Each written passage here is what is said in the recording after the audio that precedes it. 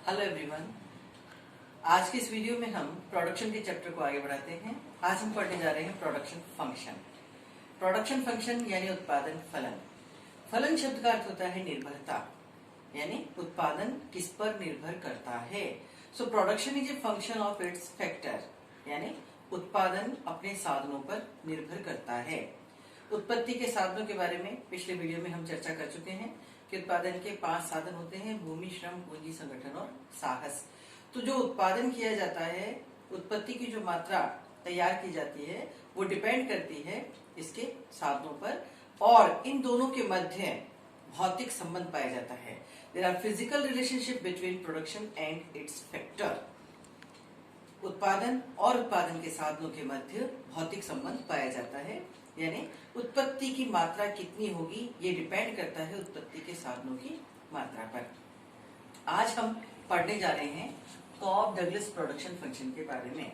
Sir, cob Douglas ने जो production function, जो उत्पादन फलन प्रस्तुत किया है, उसे हम पढ़ेंगे। उन्होंने एक समीकरण के रूप में उत्पादन फलन को प्रस्तुत किया है कि Q इज इक्वल टू के L alpha C1 minus alpha. ध्यान दीजिएगा, इस समीकरण में जो विभिन्न वेरिएबल्स आए हैं, हम सबसे पहले उनका मीनिंग जान लेते हैं। Q फॉर क्वांटिटी, यानी वस्तु की उत्पादन की मात्रा। L फॉर लेबर, यानी उत्पत्ति का साधन, श्रम। C फॉर कैपिटल, यानी पूंजी, ये भी उत्पादन का एक साधन है। अल्फा और के ये दोनों कांस्टेंट वैल्यूज हैं, धनात्मक स्थिरांक है।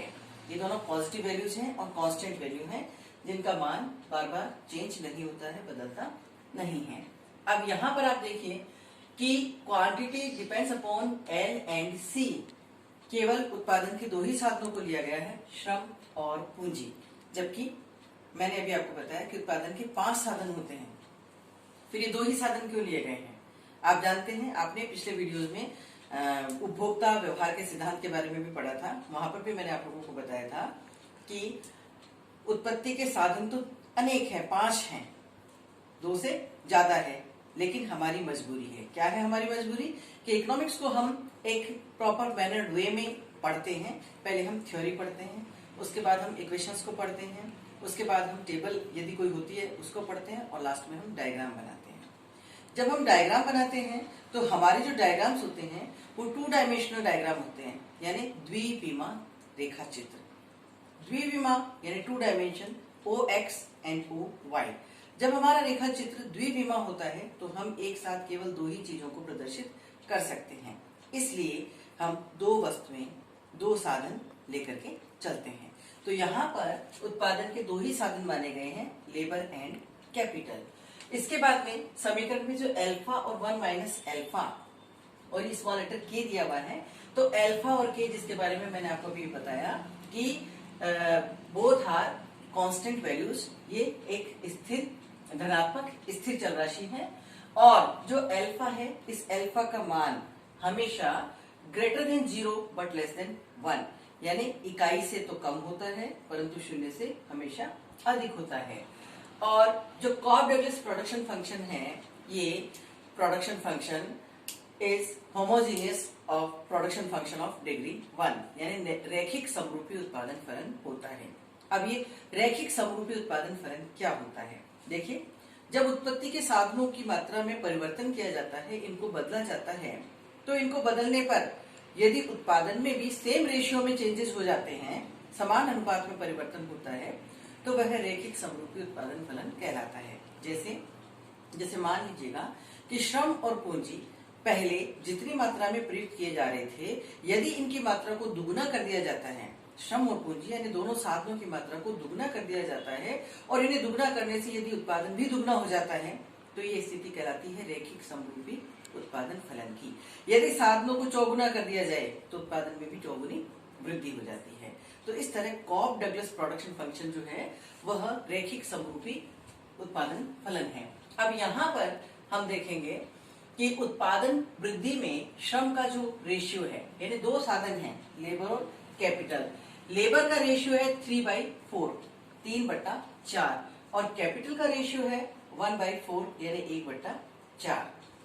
अब इसे यदि हम इस समीकरण में स्थापित करें तो समीकरण में रखने पर Q is equal to KL 3/4 और C 1/4 इक्वेशन नंबर 2 हमारे सामने आ जाती है। पहली समीकरण ये है और ये दूसरी समीकरण है।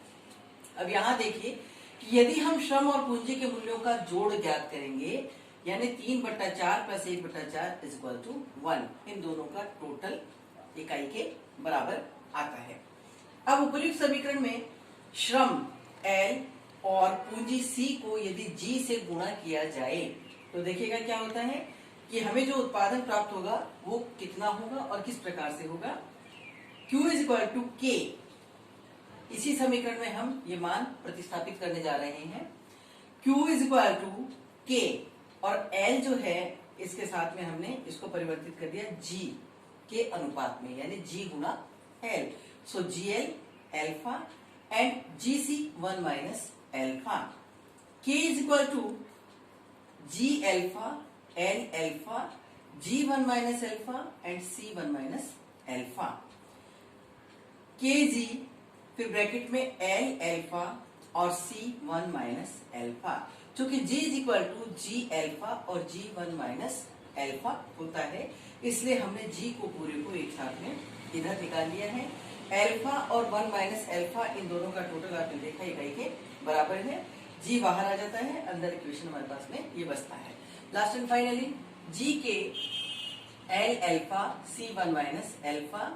सो G Q चूंकि Q is equal to KL alpha C 1 minus alpha यानी उत्पादन में अगर G अनुपात में उत्पत्ति के साधनों में परिवर्तन किया जाता है तो उत्पादन भी G के अनुपात में ही बदल जाता है। कहने का अभिप्राय ये है कि साधनों में जिस अनुपात में वृद्धि की गई है उत्पादन में भी उसी अनुपात में अपने आप वृद्धि हो गई है। अब इसी चीज को हम इस रेखा चित्र के माध्यम से पढ़ने जा रहे हैं। इस रेखा चित्र में आपको 3 आइसो प्रोडक्ट कर्व दिखाई दे रहे हैं, समोत्पत्ति वक्र नजर आ रहे हैं। सबसे पहले मैं आपको बता दूं कि समोत्पत्ति वक्र क्या होते हैं। समोत्पत्ति वक्र वह वक्र होता है जिसके प्रत्येक बिंदु पर कुल उत्पादन का स्तर एक समान रहता है। ध्यान दीजिएगा, कुल उत्पत्ति का स्तर इसके प्रत्येक बिंदु पर एक समान रहता है। फिर परिवर्तन किस चीज में होता है, यदि हम नीचे से ऊपर की ओर जाते हैं तो ऐसा करने पर लेबर की क्वांटिटी कम, कैपिटल की ज्यादा हो जाती है। अगर ऊपर से नीचे की ओर आते हैं तो श्रम को ज्यादा और पूंजी को कम काम में लिया जा रहा है, परंतु इसके प्रत्येक बिंदुओं पर जो कुल उत्पादन प्राप्त हो रहा है वो हर स्थान पर स्थिर है, कांस्टेंट है। जैसे IP1 है, यहाँ 100 लिखा है, तो इसका मतलब ये हुआ कि इस आइसो प्रोडक्ट कर्व के चाहे आप इसका ये बिंदु लें, चाहे ये बिंदु लें, चाहे ये बिंदु लें, कुल उत्पादन की मात्रा हर बिंदु पर 100 इकाई के बराबर है। लेकिन इन तीनों बिंदुओं पर जो परिवर्तन हो रहा है वो परिवर्तन क्या हो रहा है, यदि हम इस बिंदु पे आ जाते हैं तो यहाँ पूंजी को तो ज्यादा लेकिन श्रम को कम काम में लिया जा रहा है, और यदि हम इस बिंदु की बात करें तो यहाँ श्रम को अधिक और पूंजी को कम काम में लिया जा रहा है। अब इस पर्टिकुलर डायग्राम में देखिए कि जब लेबर की 1 यूनिट और कैपिटल की 1 यूनिट काम में ली जा रही थी तो जो है IP1 पर 100 इकाइयों का उत्पादन हो रहा था। लेकिन जब प्रोड्यूसर L और C दोनों को जब डबल कर देता है, दुगना कर देता है, यानी श्रम और पूंजी दोनों की मात्रा को जब दुगना कर देता है L2 और C2, तो देखिए कि जो प्रोड्यूसर है वह IP2 पर पहुंच जाता है, आइसो प्रोडक्ट कर्व 2 पर चला जाता है, जहां पर उत्पादन बढ़कर के 200 हो जाता है। पहले उत्पादन था 100 और अब उत्पादन बढ़कर के हो गया 200, यानी उत्पादन दुगना हो गया है। अब जब 2 से तीसरी इकाई बढ़ा दी जाती है यानी 50% और बढ़ा दिया जाता है साधनों को L3 और C3, तो प्रोडक्शन में 100 यूनिट की फिर से वृद्धि हो जाती है। तो जिस तरह से जिस अनुपात में साधनों को बढ़ाया जा रहा है, पहले 1 इकाई काम में ली जा रही थी, फिर दुगनी इकाई हुई, फिर तिगुनी इकाई हुई। जब इकाइयां तिगुनी हो गई तो उत्पादन भी पहले से तिगुना हो जाता है। जब इकाइयां दुगनी की गई तो उत्पादन दुगना हो रहा है। तो इससे ये स्पष्ट होता है कि कॉब डगलस प्रोडक्शन फंक्शन जो है वह रेखिक समरूपी उत्पादन फलन है, जो ये बताता है कि उत्पत्ति के साधन और उत्पत्ति की मात्रा के मध्य जो है रेखिक समरूपी उत्पादन फलन पाया जाता है, यानी समान रूप से उत्पादन में और उत्पत्ति के साधनों में वृद्धि होती है, परिवर्तन होता है। जिस अनुपात में साधन बदले जाते हैं उत्पादन भी स्वतः उसी अनुपात में बदल जाता है।